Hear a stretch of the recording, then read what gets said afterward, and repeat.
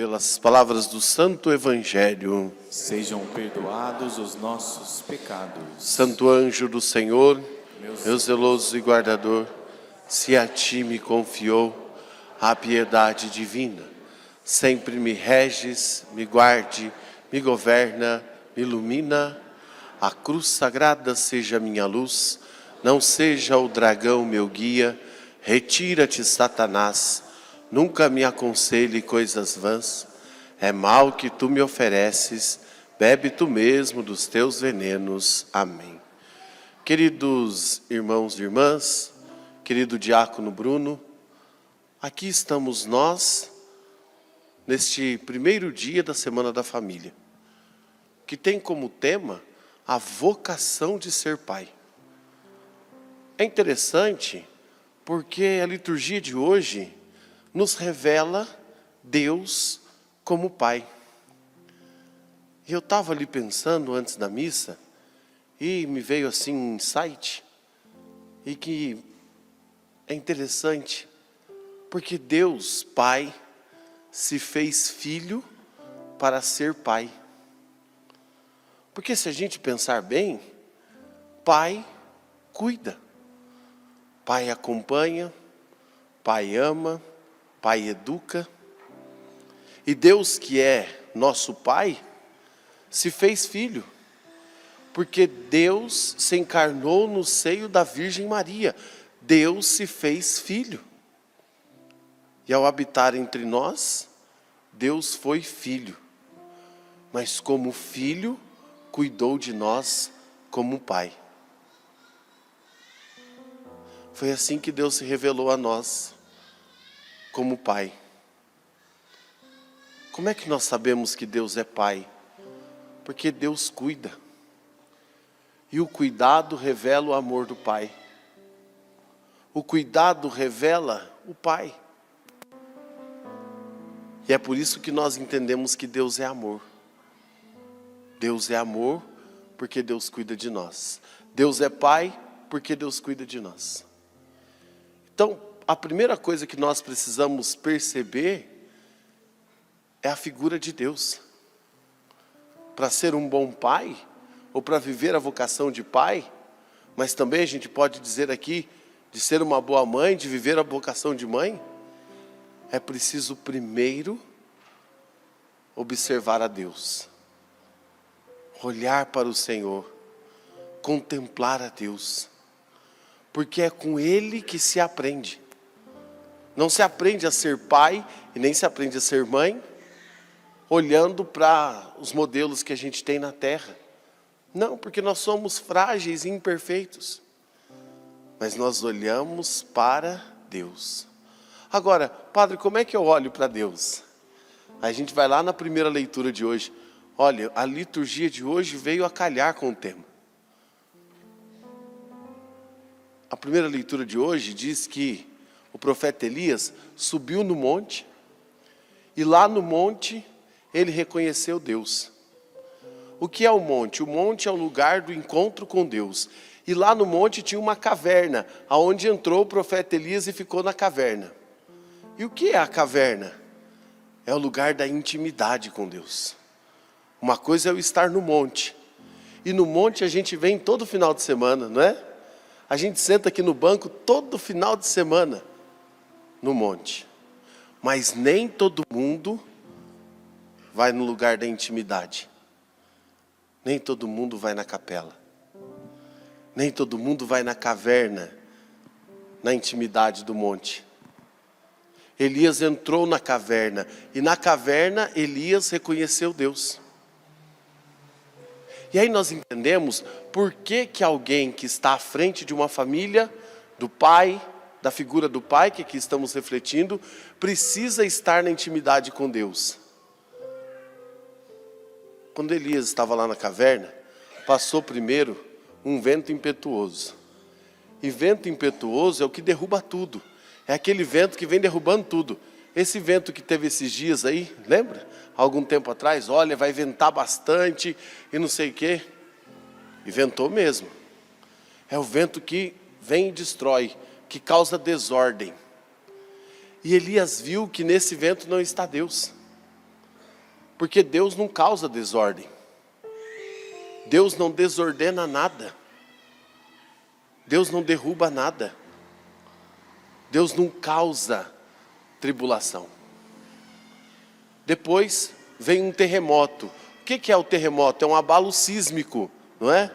Ou é um tremor de terra que abala as coisas. E aí Elias viu que também Deus não estava nisso. Por quê? Deus também não abala nada para derrubar, para destruir. Depois vem um fogo, e esse fogo destruía tudo. E Elias também viu que não estava aí. Porque Deus não é um fogo que derruba tudo. Ô padre, mas um Espírito Santo? O Espírito Santo é o fogo que abrasa tudo, e não que destrói tudo. Mas aí, depois de tudo isso, veio a brisa leve. E quando veio a brisa leve, Elias se curvou e cobriu a cabeça, porque reconheceu Deus. Aqui está Deus. Por que Elias subiu no monte? Para um lugar de intimidade? Porque talvez o coração de Elias estava cheio de terremotos, o coração de Elias estava cheio de ventos impetuosos, o coração de Elias estava agitado como um fogo que destrói. O primeiro lugar onde nós devemos ir para reconhecer a figura de Deus Pai é na intimidade com Ele, porque nós reconhecemos que na intimidade com Ele, o que nós encontramos é uma brisa suave. São João Maria Vianney, nas suas catequeses, disse o seguinte, que quando nós estamos na presença de Deus, os nossos problemas se derretem como a neve. A presença de Deus só tem paz. É na presença de Deus que nós encontramos paz. É na presença de Deus que um pai, que uma mãe encontra paz para continuar sendo educadores de seus filhos. É na presença de Deus que nós encontramos paz mediante as tribulações e os tormentos que a gente passa na vida. É primeiro na presença de Deus.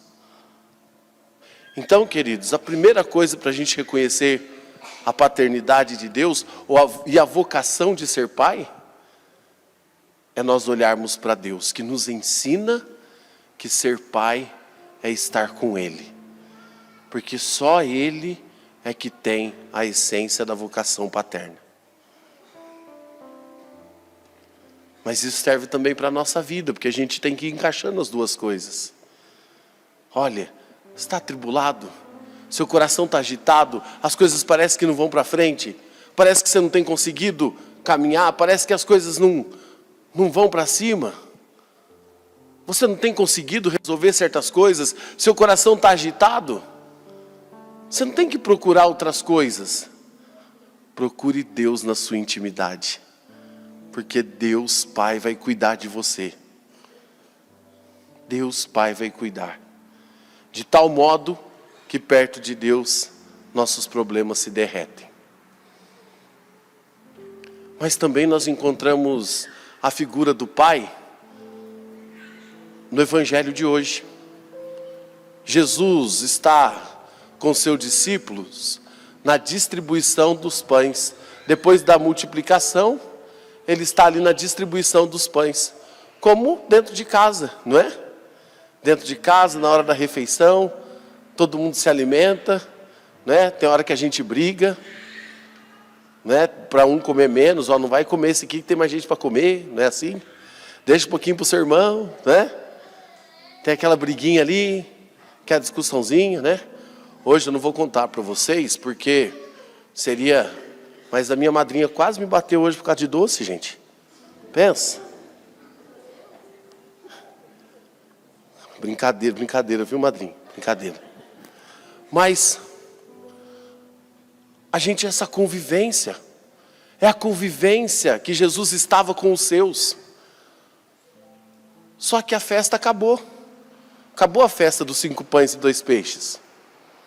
Aí, Jesus disse para eles, vamos para outra margem. E o que significa ir para outra margem? Significa, vamos voltar a viver a vida. Vamos viver comigo. E aí Jesus disse para eles, vão na frente, porque eu vou terminar de despedir as multidões. Eles entraram no barco, no mar, e foram na frente. E ao ir na frente, começaram a enfrentar um vento muito forte, porque tinha um vento muito forte ali naquele mar.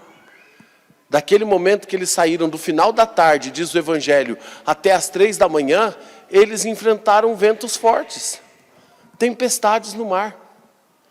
E Jesus estava onde? Jesus estava no alto do monte. Às vezes a gente pensa que Jesus não acompanha a nossa vida. Às vezes a gente pensa assim, Jesus não me acompanha não. Olha aí que eu estou passando. Olha as coisas que eu estou vivendo. Olha aí, se Jesus tivesse me acompanhado mesmo, não tinha acontecido isso no meu casamento. Não tinha acontecido isso dentro de casa. Eu não tinha passado essa dificuldade com meus filhos. Se Jesus me acompanhasse. Mas aonde estava Jesus enquanto eles estavam atravessando aquele momento de turbulência? Jesus estava no alto do monte. Fazendo o que no alto do monte? 2 coisas. Rezando, conversando com o Pai e observando eles. Porque do alto do monte se observa tudo. Você acha mesmo que enquanto você está passando suas tribulações aqui na terra, você acha mesmo que Jesus não está olhando você, te observando? Claro que está. E ao mesmo tempo está intercedendo por você.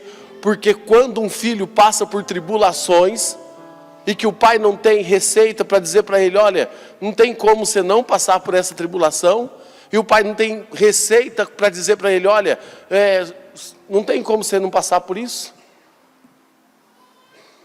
O que o pai tem que fazer é subir no monte e rezar. Porque um pai que intercede pelos seus filhos faz toda a diferença. Ajuda os filhos a vencer as tempestades, a vencer as tribulações. Por isso o pai precisa ser um testemunha na fé. Por isso um pai precisa testemunhar a fé. Precisa viver a fé. Porque enquanto os filhos vão passar por tribulações na vida, e desculpa gente, tem pai que acha que o filho não vai passar tribulação, que ele pode proteger o filho numa redoma de vidro. Meu filho não vai passar tribulações. Olha, desculpa, mas vai. Isso não tem como evitar. Quando eles foram sozinhos, é como um pai que diz para os seus filhos, olha, agora você já fez a sua maioridade, agora você precisa dar os seus passos, você precisa fazer sua faculdade, você precisa trabalhar, e o filho vai caminhar na vida. Só que o pai não abandona o filho, como Jesus não abandonou eles. Jesus subiu no monte para interceder por eles. Um pai permanece no monte, intercedendo por seus filhos, enquanto eles passam no mar da vida. Porque um pai e uma mãe que não intercede pelos filhos, tende a deixar os filhos afundar. É por isso que a gente tem alguns movimentos na igreja, né? Mães de joelhos, filhos em pé, pais e mães que oram pelos filhos. Porque a oração do pai ajuda o filho a vencer tribulações. E você, pai, precisa rezar pelos seus filhos. Precisa deixar o egoísmo de lado e rezar pelos filhos. E é isso que Jesus faz. Mas o mais interessante é que, perto das 3 da manhã, por que perto das 3 da manhã? Porque 3 da manhã significa que estamos no meio da noite. O meio da noite é a hora de maior agonia, a hora de maior escuridão, a hora de maior dificuldade. No meio da noite. Mas 3 horas da manhã também para nós significa a hora da graça. A hora que a graça foi derramada. A hora que a misericórdia se derramou sobre nós. Então, por volta das 3 da manhã, eles já com medo, porque imagina você no mar, aquela ventania toda. É como você na sua vida, passando as tribulações da sua vida, e você começa a ficar com medo. Nossa, e essa enfermidade, e essa dificuldade, e esse momento da minha vida que eu não estou suportando? Será que isso não vai acabar não? E aí então, Jesus vem até eles andando sobre as águas. E por que andando sobre as águas? Porque Jesus anda sobre a nossa vida. Jesus tem o poder de andar sobre a nossa vida. Um pai pode passar o tempo que for. Um pai que ora, um pai que reza, um pai que está no monte, tem a capacidade de velar sobre a vida dos filhos. De cuidar da vida dos filhos até o fim. De acompanhar os filhos. Mas então Jesus vai até eles. E quando Jesus vai chegando, eles começam a ficar com medo, porque imagina, você no mar, aquelas ondas vindo sobre o barco, aquele desespero todo. E aí você olha no mar, tem alguém andando no mar. Eu fazia 19 sinal da cruz, não é? De medo. E certamente você faria também, porque nós somos humanos. Certamente. E aí Jesus diz uma palavra para eles, que é uma palavra magnífica. Jesus diz: não tenha medo, sou eu. Sabe aquela hora crítica que você fala, não dá mais? Acabou aqui? Além das coisas já está difícil, a caminhada do dia a dia, ainda aparece mais uma coisa. Ainda aparece mais um fantasma no mar. E aí fica com mais medo. E aí quando aquilo que parecia que era tão ruim, que ia destruir mais você, que ia deixar você mais para baixo, que ia fazer você perder a estribeira, de repente a voz de Jesus que te diz: não tenha medo, sou eu. Sabe quando você acha que seu pai vai chegar e vai te dar um safanão, e vai te chamar a atenção, e vai pegar você, e você fica até com medo de falar com o seu pai, que você fala, não vou falar isso aqui com meu pai não, porque se eu falar ele vai me chamar a atenção, não vai ser legal, nossa, eu não vou nem deixar ele saber disso aqui. E aí o pai chega e fala assim: filho, eu compreendo você. Aí ele faz até assim, né? Ufa, né? Quando Jesus disse para eles: sou eu, não tenha medo. A sensação deles foi de ufa. Ufa, ele chegou. Ufa, ele está aqui. Ufa, ele está conosco. Oh, querido, diante das suas tempestades, diante da tempestade da sua vida, diante da tempestade da sua história, ele está com você. Ele está com você. E você pode até achar que não, mas basta que você olhe direito, que você vai ver que é Jesus dizendo: não tenha medo, sou eu que estou aqui. Mas a gente, nós filhos, nós somos teimosos. E eu acho engraçado porque o evangelho de hoje não só nos fala do pai, ou da figura daquele que cuida, mas fala também da figura do filho. Olha que interessante. Pedro, Jesus viu que Jesus estava lá, sentiu segurança, e aí o Pedrão levantou, se achando, e disse: Senhor, deixe que eu caminhe então. É o Senhor que está aí?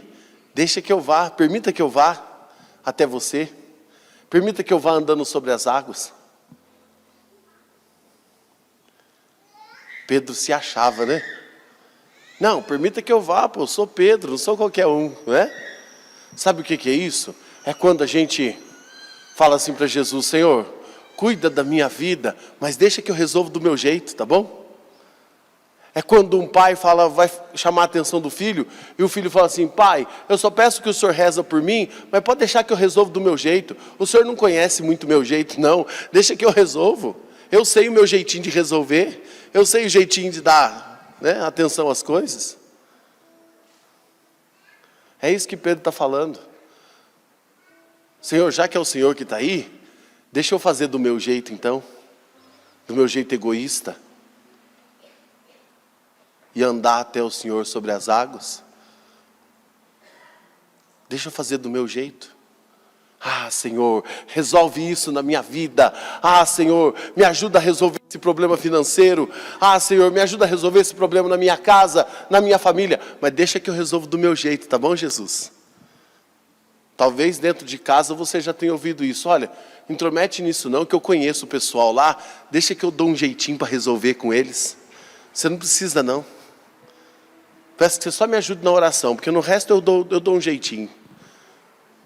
Já ouviu isso? Eu já ouvi, muitas vezes. Muitas vezes. Porque a gente acha que Jesus não conhece a gente. E aí foi Pedro.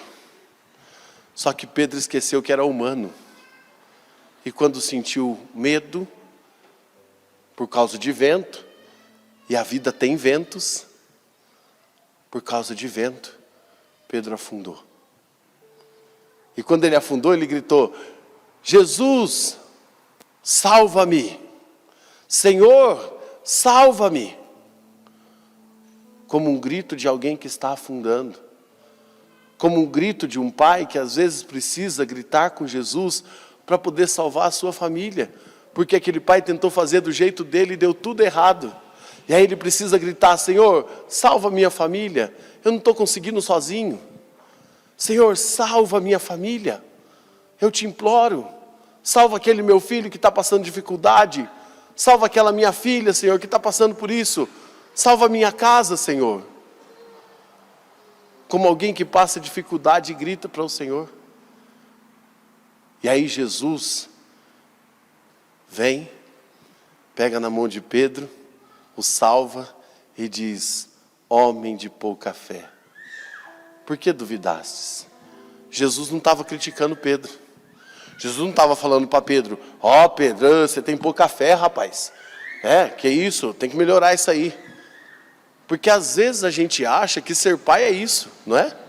É ir lá chamar a atenção do meu filho, pus meu filho no lugar dele, porque eu não fiz o errado, mas o meu filho fez, eu tenho que ir lá e chamar a atenção.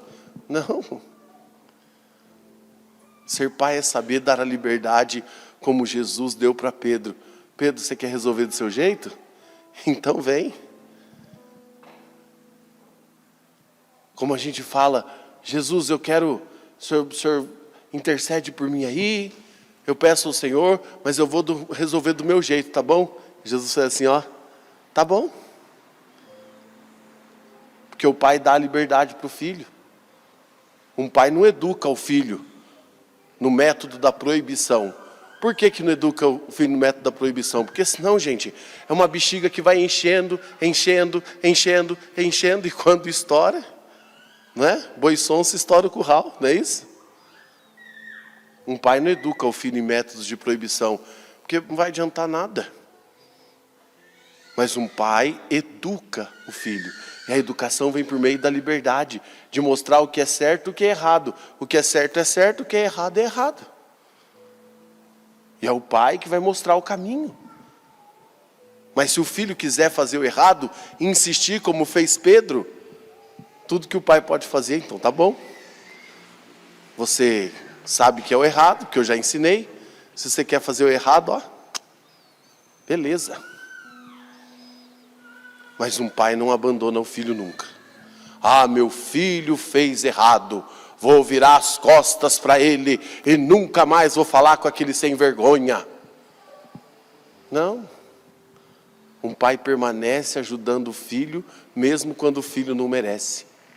Mesmo que ele seja de pouca fé, o pai segura nas mãos dele e não solta, e não deixa ele afundar.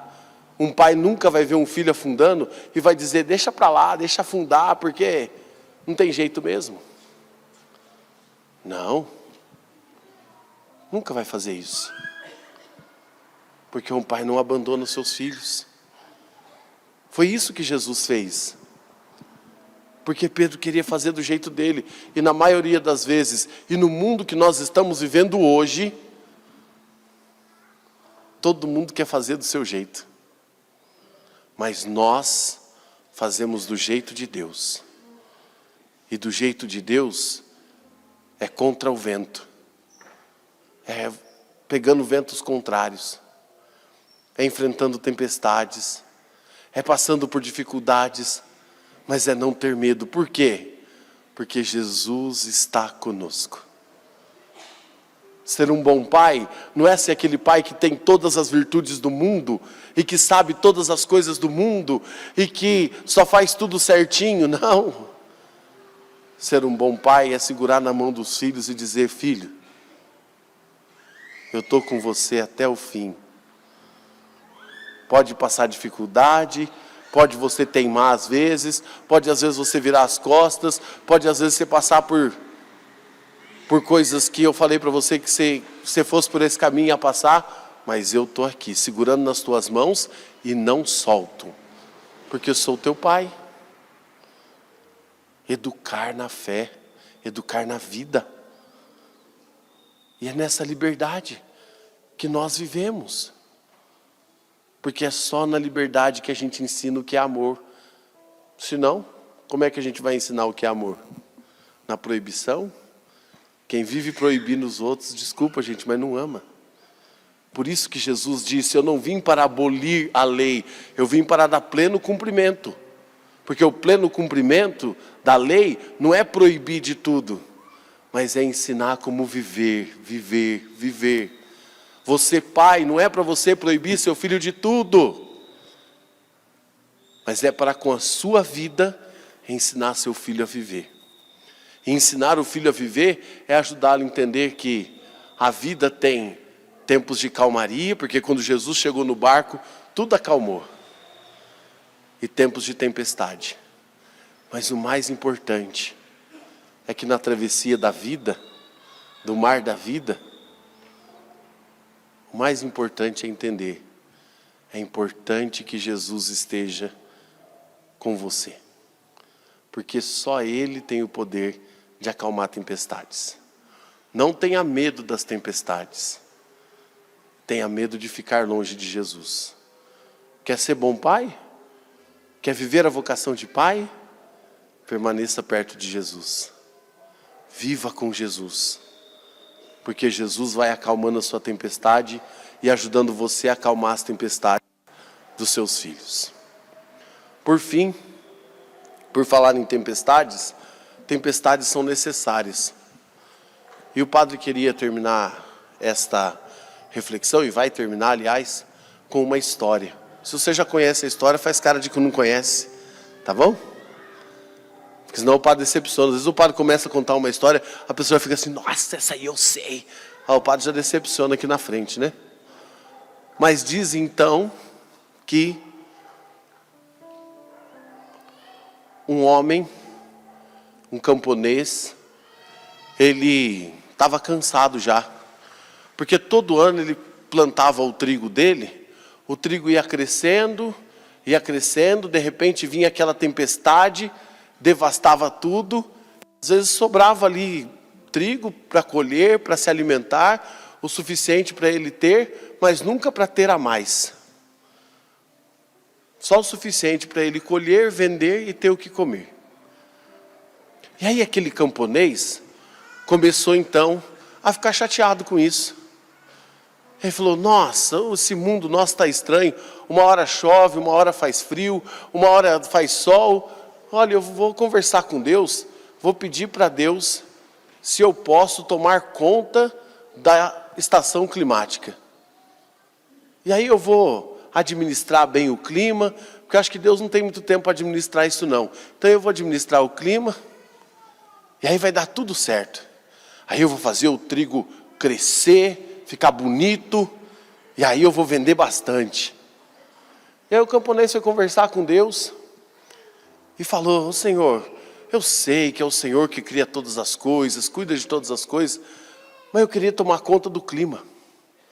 Porque está meio bagunçado o negócio aqui na terra, então eu queria tomar conta do clima. Deixa eu tomar conta, porque eu preciso fazer minha plantação crescer. E Deus falou para ele: tá bom, tudo bem. Aí no outro dia ele se preparou, fez os cálculos, tudo direitinho. E aí começou: hoje vai fazer sol, amanhã vai chover, depois vai fazer uma brisa leve, mas nunca tempestades. E aí, assim por diante. Passou-se um tempo, ele foi na plantação dele para ver os resultados. Quando chegou lá, para surpresa dele, e ele ficou embasbacado, não tinha crescido quase nada de trigo. E os que cresceu estavam tomados de praga, outros estavam sujos, e outros ainda estavam fracos, que o fruto nem parava na flor. Aí ele ficou chateado. Poxa vida, Senhor, falei com o Senhor para o Senhor deixar eu administrar, e eu administrei certinho.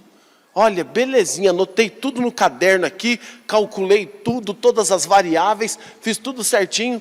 Senhor, e meu trigo não cresceu, e os que cresceu está lá cheio de praga, cheio de sujeira, e o fruto ainda não para na flor, e tem uns que está fraco ainda. O que aconteceu? E aí Deus disse para aquele camponês: olha, faltou você pôr um pouco de tempestades, porque tempestades limpam as plantas. Porque tempestades afastam as pragas. Porque tempestade fortalece o talo do trigo e o fruto não vai se separar da flor. Não tenha medo de educar seus filhos, mostrando para eles que a vida tem alegrias, tem tristezas, tem paz, mas tem tempestades terríveis. Mas que não precisa ter medo das tempestades. Porque a tempestade só vai amadurecer. A vocação de ser pai é isso. É mostrar para o filho que é possível viver uma vida em paz, se segurarmos nas mãos de Jesus e não soltarmos. Convido você a colocar a mão no teu coração, fechar os seus olhos e rezar com o Senhor. Nesta noite de domingo, Senhor, em que estamos aqui celebrando o primeiro dia da Semana da Família, com esse tema tão bonito, a vocação de ser pai. Para ser bom pai, precisa ser bom filho. E aqui estamos, Senhor, como filhos. Filhos que precisam ser cuidados. A leitura não disse, porque terminou antes, mas quando chegou a brisa leve, que Elias sentiu a presença de Deus, Deus disse para Elias: o que queres aqui? O Senhor está perguntando para você: qual a tua tempestade? No teu coração de pai, no teu coração de mãe, de educador, de educadora. Qual a tua tempestade? Qual a tempestade que você traz hoje no coração? Qual o terremoto que tem abalado a sua vida? Quais são os momentos que têm destruído a sua paz? O que tem te atormentado?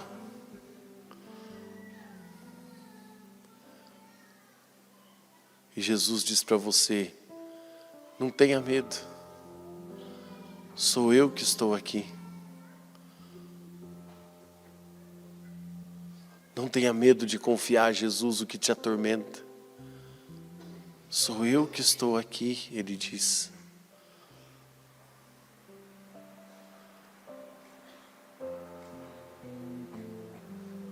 Mas talvez você também esteja já desesperado, já no meio de uma agonia, já não sabemos mais como resolver, as coisas já se desandaram, e talvez você tenha vindo aqui hoje como uma última oportunidade de dizer para Jesus: eu te dou uma última chance, Senhor, porque eu já não suporto mais essa tempestade.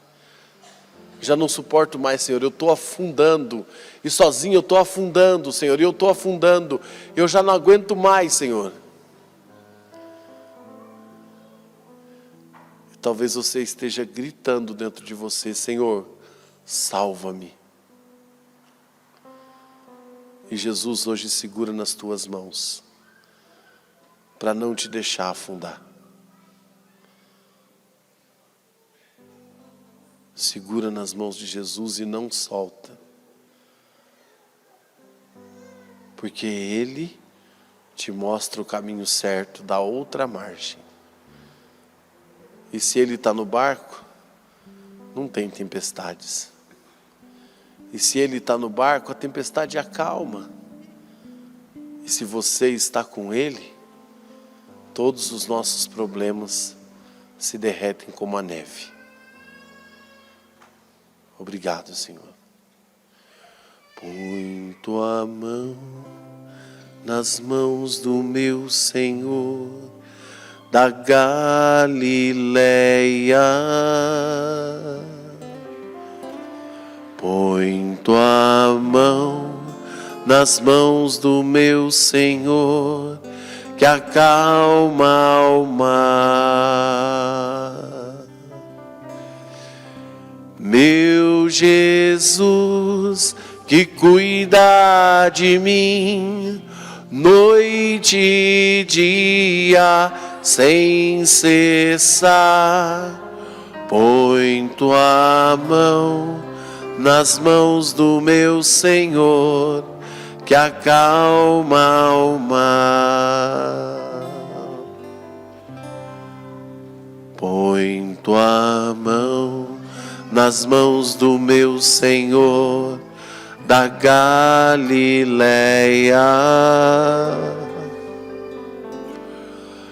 Põe tua mão nas mãos do meu Senhor que acalma o mar. Meu Jesus, que cuida de mim, noite e dia, sem cessar. Põe tua mão nas mãos do meu Senhor, que acalma o mar. No instante de silêncio, vamos deixar fecundar em nosso coração tudo que nós ouvimos.